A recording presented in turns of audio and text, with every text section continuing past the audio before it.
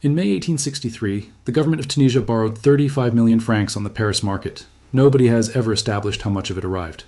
The academic estimates, working from the bond prospectus and the issue price, put the net proceeds at around 30 million after the banking house took its subscription fee and charges. Tunisian accounts of the period, and several historians working from them, put the sum that actually reached the Bey's treasury at something under 6 million. That is not a rounding error. That is a gap of 24 million francs, and the reason it has never been closed is that the money passed through a chain of intermediaries who each took a cut, and one of the people taking a cut was the man who had proposed the loan in the first place. Mustafa Khaznadar had been Prime Minister of Tunisia since 1837. He was a Mamluk of Greek origin who had risen through the palace, and he controlled essentially every state transaction, taking a commission on loans, imports, exports, and revenues alike. And when he was finally investigated, the accounting suggested he had amassed a personal fortune in the region of 50 million francs. That is more than the face value of the loan. Now hold what happened next against that. To service the debt, the government doubled the meba, the poll tax, and extended it into the countryside. The tribes refused to pay it, and in 1864 Tunisia rose in the largest revolt in its modern history. The insurgents said, according to multiple contemporary reports, that the government was selling the country to the French, and they cited the Erlanger loan as the proof. They were right, and they were early. The selling took 18 more years to complete. But the interesting part of this story is not the corruption, which is ordinary. It is what happened to the paper. Because in 1867, Tunisia defaulted, and the bonds collapsed on the Paris exchange, and men bought them cheap. And a debt is a strange kind of object. It is transferable. The person you borrowed from is not necessarily the person who will come to collect, and the person who comes to collect may want something entirely different from repayment. In 1881, 36,000 French troops crossed into Tunisia. The protectorate they established lasted 75 years, and two things had been purchased in advance to make it possible. France had acquired the claim on a bond market, and France had acquired the permission at a diplomatic congress 3 years earlier in a trade with Britain. Tunisia was not present at either transaction. Start with why Tunisia was borrowing, because the standard account makes the Bey a fool, and he was something more interesting than that. The Regency of Tunis in the middle of the 19th century was formally an Ottoman province and practically an autonomous state, ruled by the Husseinid dynasty. It was small, with perhaps 1.5 million people, and it was surrounded by a world that had become extremely dangerous for small states. France had taken Algiers in 1830 and spent the following decades conquering Algeria, which put a European empire directly on the western frontier. The Ottoman Empire, the nominal suzerain, was itself in retreat. And the standard lesson everybody in the region drew from this was that a state which did not modernize would be eaten. So Tunisia modernized, and it did so with real seriousness. Ahmed Bey, who ruled from 1837, abolished slavery in 1846, which was ahead of the United States by nearly 20 years, and ahead of most of the Ottoman Empire. He founded a military academy at the Bardo. He built an army and sent a contingent of Tunisian troops to fight alongside the Ottomans in the Crimean War. And in 1861, Tunisia adopted a written constitution. It established a Supreme Council with real powers, made ministers accountable, and converted the Bey into something like a constitutional monarch. It was the first constitution in the Arab world and the first in Africa. That fact deserves to sit somewhere near the front of any account of what happened to this country, because the standard narrative of European intervention rests on the premise that these were societies incapable of governing themselves, and Tunisia had produced a written constitution before Germany was a country. The problem was that all of it cost money, and the revenue base could not carry it. Tunisian state income came from agricultural taxes on a poor rural population, from customs, and from a set of monopolies. It was small and it was inelastic. And under the capitulations, the treaty privileges inherited from the Ottoman system, foreign residents and their protected clients, were largely exempt from Tunisian taxation and Tunisian courts, and cheap European manufactured imports were undercutting Tunisian artisans while paying minimal duty. The protection system deserves more than a clause, because it is the mechanism that hollowed out the state from the inside long before any loan was signed. Under the capitulations, a European consul had jurisdiction over his own nationals.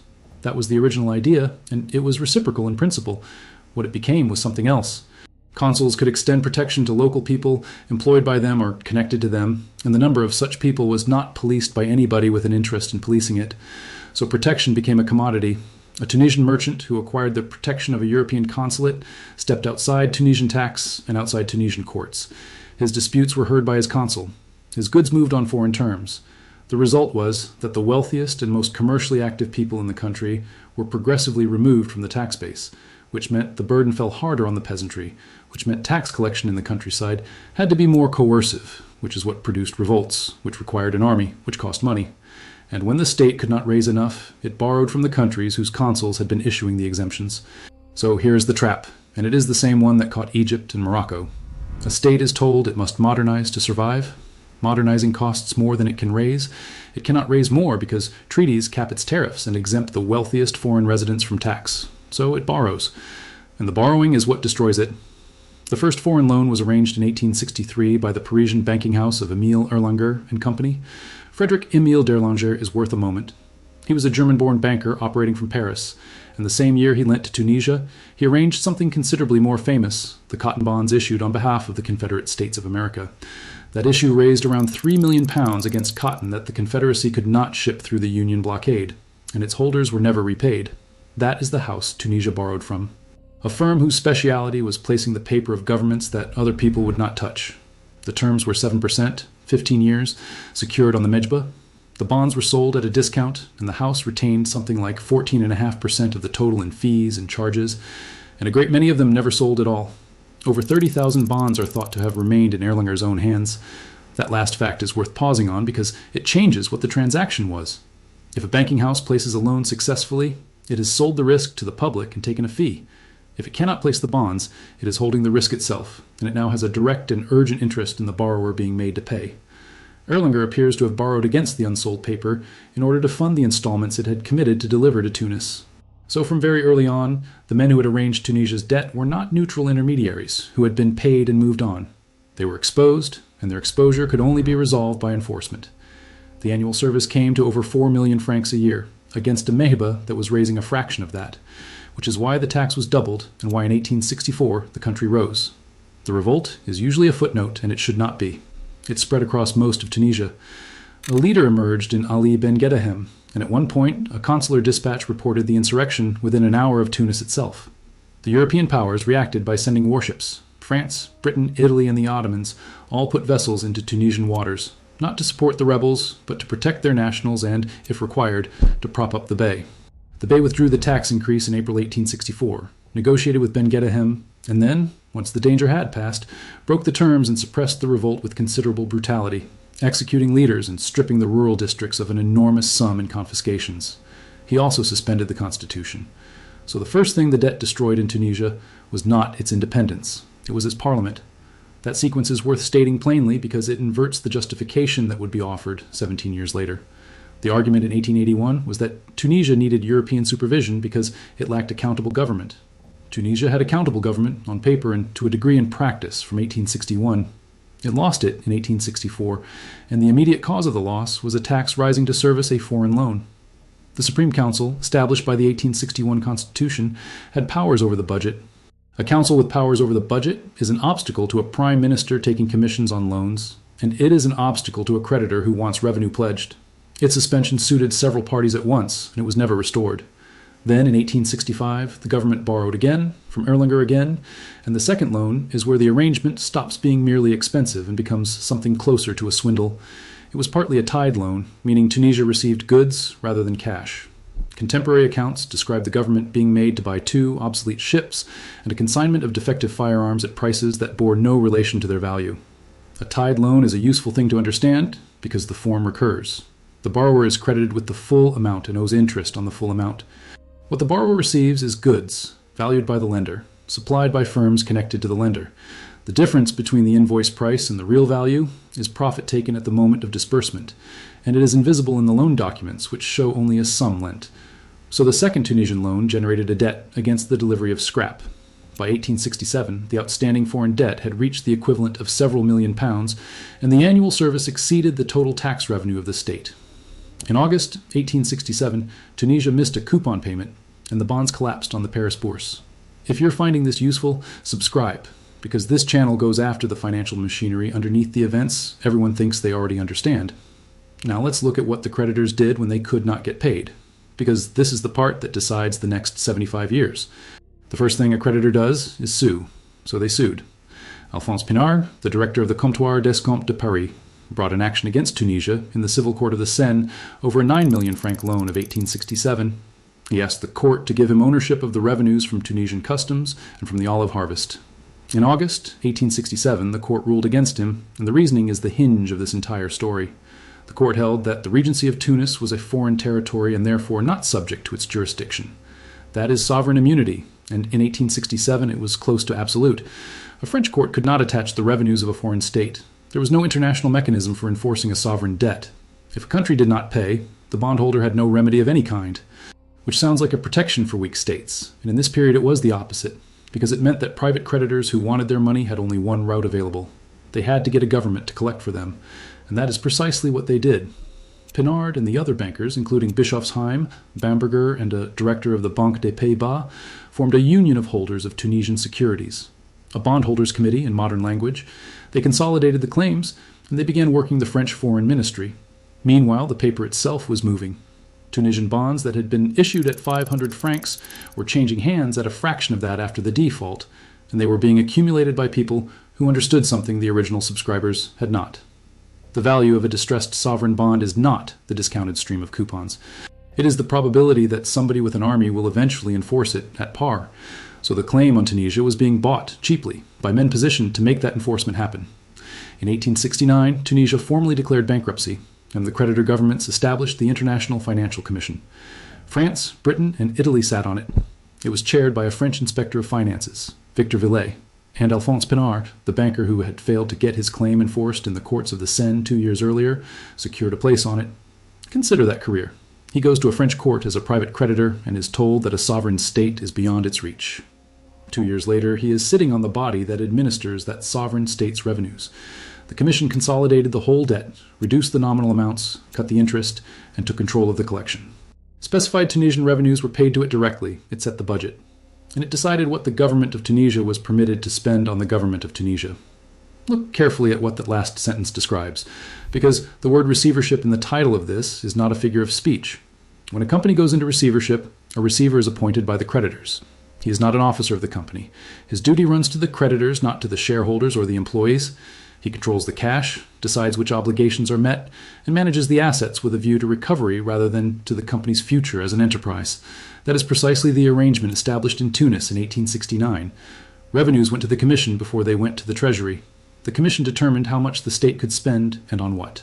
Its duty ran to the bondholders, and the government of Tunisia continued to exist, with a bey and ministers and a flag, in the way that a company in receivership continues to have a board. The practical consequences were exactly what you would predict from that structure. Military spending was cut because an army does not service debt. That is why there was nothing to resist the invasion 12 years later. Public works were cut, salaries went unpaid or into arrears, and the tax administration was pushed to collect harder because collection was the one activity that served the receiver's purpose. A state under receivership becomes very good at extracting from its population and very bad at everything else because those are the only capacities the arrangement rewards.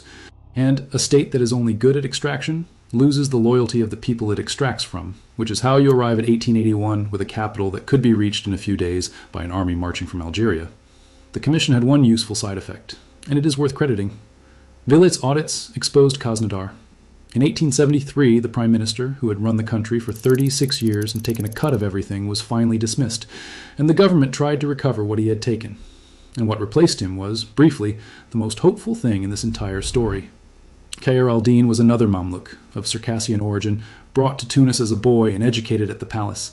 He had spent years in Europe on Tunisian business and had come back with a considered position, which he set out in a book.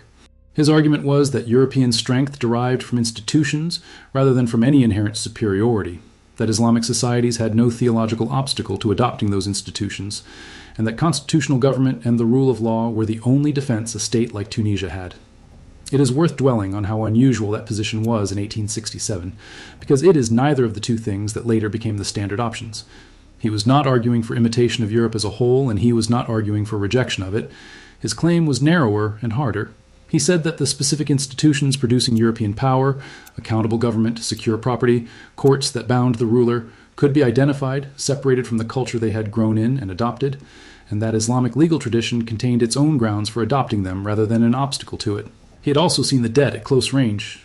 He had sat on the Financial Commission itself before becoming prime minister, which means he had watched from inside how a state's revenues get administered by its creditors, and he drew from it the conclusion that a country without competent institutions of its own would have somebody else's imposed on it.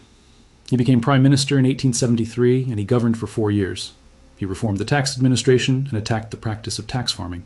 He reorganized the courts and the religious endowments. He tried to renegotiate the debt. And in 1875, he founded Siddiqui College, a school teaching both the Arabic and Islamic curriculum in European sciences and languages, designed to produce a generation that could run a modern Tunisian state. Hold on to that college. He was forced out in 1877. The opposition to him was partly domestic, from the notables whose tax farms and privileges he was attacking, and partly foreign, because a Tunisian government that was becoming genuinely competent and solvent was not obviously in the interest of everybody watching. He left Tunisia and went to Istanbul, where the Ottoman Sultan made him Grand Vizier. That lasted less than a year for the same reasons, and he spent the rest of his life in comfortable political retirement in the Ottoman capital, watching from a distance while France took the country he had tried to make defensible. He died in 1890, so the reform failed, and what came after, it was a government considerably more amenable to European direction, at exactly the moment the European powers were preparing to divide the region. The Congress of Berlin met in the summer of 1878 to settle the aftermath of the Russo-Turkish War. Its formal business was the Balkans. Its informal business was compensation, and this is the part that reads exactly like the negotiation in 1911 that would follow it. Britain wanted a Mediterranean base and took Cyprus from the Ottomans in a separate convention. That required a gesture toward France, which was watching British expansion with alarm. And so, in conversations between the British and French delegations, principally between Lord Salisbury and the French Foreign Minister William Waddington, Britain indicated that it would not obstruct France in Tunisia. Bismarck encouraged it enthusiastically. Germany had 2 reasons. A French colonial adventure in North Africa would occupy French energies that might otherwise be directed at recovering Alsace and Lorraine. And a French move into Tunisia would enrage Italy, which had its own designs there and would drive Italy away from France. Both calculations proved correct. And notice the form of the transaction, because it is the same form as the debt. Nobody at Berlin had a claim to Tunisia. Britain did not want it. Germany did not want it. What Britain had was the ability to obstruct, and what Germany had was the ability to encourage, and both of those were tradable. France was not buying Tunisia from anyone at Berlin. It was buying the absence of objection. That is a real commodity, and it had a real price, and the price was paid in Cyprus, in Balkan boundaries, and in a French agreement not to make difficulties elsewhere. There is also no document. The understanding was verbal, communicated between delegations, and the Congress of Berlin's final treaty does not mention Tunisia at all. Which meant that when France acted 3 years later, Britain could not object without repudiating something it had never formally said, and had no interest in repudiating anyway. So the permission to take Tunisia was traded at Berlin in 1878, 3 years before it was taken, as part of a package involving Cyprus and the Balkans, among powers none of which had any claim to Tunisia whatsoever. Italy is the party that lost, and it matters. The Italian community was by far the largest European population in Tunisia, some 12,000 people by 1881, against a French community numbering in the hundreds. Italian traders dominated much of the commerce.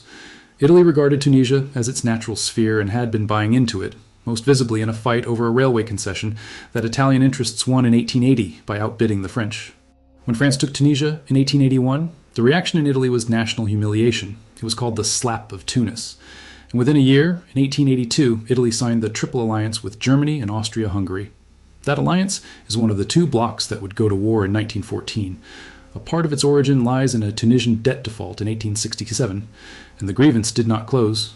The Italian population of Tunisia continued to grow under French rule, and to remain larger than the French population for decades, which produced a long-running argument about who those people were legally. France pushed naturalization. Italy resisted it, insisting that Italians in Tunisia remained Italians and their children after them. The dispute was still live in the 1930s, when it became one of Mussolini's standing territorial claims, alongside Nice, Corsica, and Savoy. Italian demands on Tunisia were shouted in the Chamber of Deputies in Rome in 1938, and Tunisia was on the list of things Italy expected to receive when it entered the war in 1940. So the compensation that was not paid to Italy at Berlin in 1878 was still being invoiced 60 years later. If you're getting something out of this, hit subscribe, because now we come to the part where the 2 purchases are finally used. The taking itself was quick, and the pretext was thin. The Krumir were tribes in the mountainous northwest of Tunisia, along the Algerian frontier, in country neither government had ever really controlled. Cross-border raiding in that region was old, routine, and ran in both directions. In the spring of 1881, there were raids into Algerian territory, and France declared that its Algerian frontier had been violated and that it would act. French sources treat this as a genuine security problem. Tunisian and later scholarship generally treats it as a pretext that was at minimum seized upon and at least partly encouraged, since the French military had been positioning on the frontier and the political decision in Paris had effectively been taken before the raiding occurred. The honest reading is somewhere in between, and the in-between is more damning than either. The raids were real.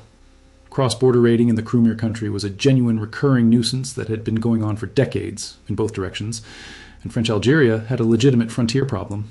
Nobody had to invent an incident. What was manufactured was not the event, but its meaning. A recurring local nuisance was reclassified in the space of a few weeks as a violation of French territory requiring a national response. The French Prime Minister Jules Ferry took it to the Chamber of Deputies as a punitive expedition against tribes, with a limited objective and a short duration, and secured a credit for it on that basis. Several deputies said at the time that they did not believe a word of it, and they were correct. The force voted for a punitive raid against mountain tribesmen, marched to the capital, and imposed a protectorate in 3 weeks. Ferry's government fell later that year, partly over the way the chamber had been handled. He came back and did the same thing in Indochina. What is not in dispute is the scale of the response. A border incident involving tribal raiders was answered with an expedition of around 36,000 men, with a naval landing at Bizerte to take the capital from the north while the main force came in from Algeria. Against that, Tunisia had essentially nothing. The army had been cut by the Financial Commission's budgets. There was very little fighting on the road to Tunis. On the 12th of May, 1881, at the palace of Qasr Said, Mohammed as-Sadiq Bey signed the Treaty of Bardo. He signed under the guns of a French army camped outside, having been told what would happen if he did not. The treaty gave France control of Tunisian foreign relations and the right to station troops. The Bey remained on his throne. There was then a rising in the south centered on Sfax and Gabes, which was considerably more serious than the invasion had been, and which took months to suppress. That resistance is worth a moment because it is the part erased by the phrase peaceful protectorate. Sfax was bombarded from the sea and taken by assault in July 1881. The fighting in the south and along the Libyan frontier ran through the autumn, and something like 100,000 people are estimated to have crossed into Ottoman Tripolitania rather than live under French administration. Kairouan, the holy city, was occupied in October, so the invasion that is usually described as almost bloodless was bloodless only on the road to the capital, which was the part where the state's own army had been defunded by its creditors. The parts of the country that had never been under effective central control fought for months, and in 1883, the Convention of La Marsa completed it. Tunisia accepted French administrative and financial reforms. A French resident general ran the country. The Bey signed decrees. The debt was reorganized under French guarantee. And here is the detail that closes the circle. Once France guaranteed the Tunisian debt, the bonds rose. The men who had bought distressed Tunisian paper at a fraction of face value were paid on a French guarantee. The claim had been acquired cheap and enforced at par by an army. What followed over the next decades is the ordinary business of a settler colony, and it ran on land. French law was introduced to allow registration of land titles in a form European buyers could rely on, which cut across the Tunisian systems of collective tribal tenure and religious endowment under which most agricultural land was held. Habas land, endowed in perpetuity for religious purposes and therefore legally unsaleable, was made available for long leases and effectively transferred. By the middle of the protectorate, something on the order of a fifth of the cultivated land of Tunisia was in European hands, concentrated in the best cereal and olive country of the north. Phosphate deposits discovered in the 1880s were developed by French companies and became the country's principal export. None of that required any further coercion. It required a land registry, a legal code, and a court system, which is what a resident general is for. Now let me put the other case, because there is one, and it is not weak. First, the borrowing was voluntary. The Bey signed. Nobody compelled Tunisia to take Erlanger's money, and the state building that money was meant to fund was a Tunisian choice. Second, the corruption was Tunisian. Kazandar's 50 million francs did not go to Paris. It went to Kazandar. The receiver general, who absconded to Europe with government papers and 20 million piastres in 1864, was a Tunisian official. The brutal suppression of the 1864 revolt was carried out by the Bey's own troops against his own subjects. A story in which Tunisians are only ever acted upon is not accurate, and it is not respectful either. Third, the finances genuinely were chaotic, and French administration did stabilize them. The budget was balanced within a decade or so of the protectorate. Tax collection was reformed, and the debt was serviced. Phosphate mining, railways, port works, and irrigation followed. Fourth, if France had not taken Tunisia, Italy very probably would have, and the Italian record in Libya after 1911 does not suggest the alternative would have been gentler. And fifth, the Bey signed the Treaty of Bardo, and his dynasty remained on the throne until 1957. All of that is fair. Here's what it does not reach. And it is not a moral point, but a structural one. Look at what a sovereign loan actually creates. It creates an obligation, and it creates an instrument. The obligation is owed to whoever holds the instrument, and the instrument can be sold. That means that when a country borrows, it is not simply entering a relationship with a lender. It is issuing a claim on itself that will circulate, and it has no control over who ends up holding it or what they want. Erlanger wanted to place the paper and take his fees. The subscribers wanted 7%, but once the default came and the price collapsed, the paper passed to people whose interest was entirely different. A bondholder who buys at a deep discount is not investing in Tunisia's recovery. He is buying a lottery ticket on enforcement, and the enforcement he needs is not a court, because in 1867 a court had already told him there was none. The enforcement he needs is a state, and that is the whole mechanism. The bondholders could not attach Tunisian revenue in the Seine, so they acquired a public institution that could, and the International Financial Commission of 1869 is what that acquisition looked like. When the commission proved insufficient, they needed a further escalation, and the further escalation was an army, and the army required diplomatic cover, and the cover was purchased at Berlin in 1878 in exchange for British possession of Cyprus. 2 markets. The claim was bought on one and the permission on the other, and the country at the center of both transactions had no representative at either. The reason this is worth understanding is that at no point does anyone have to decide to colonize Tunisia. Erlanger did not, Pinard did not, Salisbury certainly did not. What each of them did was pursue an entirely ordinary interest, and the ordinary interests aggregated into an invasion. Because a debt claim is a portable thing that concentrates in the hands of whoever is best placed to enforce it. And the best placed enforcer in 1881 was a government with an army in Algeria and a reason to want the coastline next door. There is one last thing, and it is the reason I wanted to do this story. Siddiqui College, the school Khayr al-Din founded in 1875, survived. It survived his fall, it survived the invasion, and it survived the protectorate, teaching Arabic and French, Islamic sciences, and European ones to Tunisian boys of modest background, selected by examination. Its graduates became the Tunisian professional class. And in the 1920s and 1930s, they became something else, because a bilingual, French-educated, Arabic-rooted elite is exactly the group that can articulate a national movement in terms both its own people and the occupying power understand. Habib Bourguiba went to Siddiqui College. So did a substantial part of the leadership that built the Neo-Destour Party, spent the 1930s, 1940s, and early 1950s in French prisons and in exile, and negotiated the end of the protectorate. Tunisia became independent on the 20th of March, 1956, 75 years after the Treaty of Bardo. So the reformer who was pushed out of office in 1877, at least partly because a competent Tunisian government did not suit the people holding its debt, founded the institution that produced the men who ended the thing his removal had made possible. That is not a happy ending. 75 years is 3 generations, and the people who lived them do not get compensated by an eventual outcome. But it is the correct ending, because it is the answer to the premise underneath the whole enterprise. The claim in 1881, made in French newspapers and in the Chamber of Deputies, was that Tunisia could not govern itself and required supervision. Tunisia had written a constitution in 1861 before it borrowed a franc from Paris. It had a reformer with a serious theory of the state in 1873. It had a college training, a modern civil service in 1875. What it did not have was a tariff it controlled, a tax base that included the wealthiest people living in it, a court anywhere that would hear it as an equal or any say at all in who ended up holding its paper. If you want to see the same instrument applied to the country on Tunisia's other side, 1 year later and on a far larger scale, watch our video on Egypt in 1882, where a debt collection turned into a 70-year occupation that nobody ever decided to begin.